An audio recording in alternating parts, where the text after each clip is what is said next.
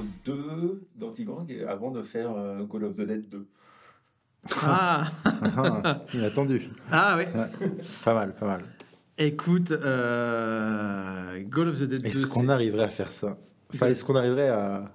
à faire une suite à Call of the Dead? Ouais. Enfin, nous, on y arriverait, mais est-ce qu'on arriverait à la monter? Je sais Très pas. bonne question. Je sais pas. Après, c'est trop maintenant. Call of the Dead, ça s'est fait à une époque où le zombie n'était pas encore tout à fait ce qu'il est aujourd'hui. Il n'y avait pas eu de série télé, il n'y avait pas eu Walking Dead. Donc maintenant que quand même tout le monde est passé par le zombie, par la case du zombie, on a moins notre spécificité, et notre originalité à mettre là-dedans. Je préfère officier ailleurs. Genre toi, tu t'y connais en baston. On devient qui tu étais. Comment tu t'es tapé avec la dingue, c'était ouf. Et tu crois que j'étais quel genre de flic avant? Le statut que tu as acquis, qu'est-ce que ça a changé pour toi? Est-ce que tu as envie de continuer dans cette voie-là et vraiment schématiser, très méchant comme question, mais devenir le Liam Neeson français? Je suis pas sûr que tu as envie de ça. Non, puis c'est pas... Mais en même temps... Non, mais Liam Neeson, déjà, il a commencé film d'action, il avait 50 piges. Voilà, mais, en même une temps, carrière super, En 4-5 films, clac, il y a eu un truc vraiment particulier, mine de rien. Oui, mais mine de rien, Oui, c'est ça, je l'ai pas cherché spécialement, et c'est plus, on veut dire, le public et vous, les journalistes, qui me mettez aussi dans cette case-là. Après, c'est vrai que c'est légitime du fait que là, c'est sûr qu'il y a Balle perdue 2, AK, Antigang,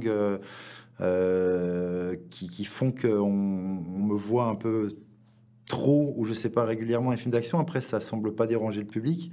Mais non, je m'arrêterai plutôt quand je lasserai le public. Mais c'est sûr que j'aimerais quand même toujours continuer un peu à me diversifier, comme j'ai pu le faire auparavant dans des autres genres de films. Mais on essaie quand même, et j'essaie de me renouveler quand même constamment, même en restant dans le genre de l'action, et de vraiment pas faire les mêmes rôles, et de vivre même d'autres choses. Les gens, quand ils ressortent d'Antigang, ils ont le smile, ils ont fait « c'était cool », ils ressortent de AK, ils font... on amène quand même des sentiments et des émotions différentes. Avance tranquillement. Il est en promo, votre blindage. En fait, je pense qu'il faut que je l'accepte. Voilà, en fait, c'est plus ça. C'est si on fait une thérapie, je pense qu'il faut que j'accepte ce statut dont je rêvais enfant, mais qui, du coup, je sais pas, ça me paraît... Je m'en rends pas encore compte. Bonjour. C'est la police. Je cherche un truc blanc qui fait boum quand on le mélange avec un truc noir. J'appelais ça l'yin yang. C'était clair qu'il y avait l'inspiration des films d'action des années 80-90. Là, ça serait quoi les inspirations? C'est une petite idée. Écoute, il n'y a pas d'inspiration particulière en termes de type de film. C'est vrai que le premier, c'était une volonté de faire un film à L'Arme fatale, ces choses-là.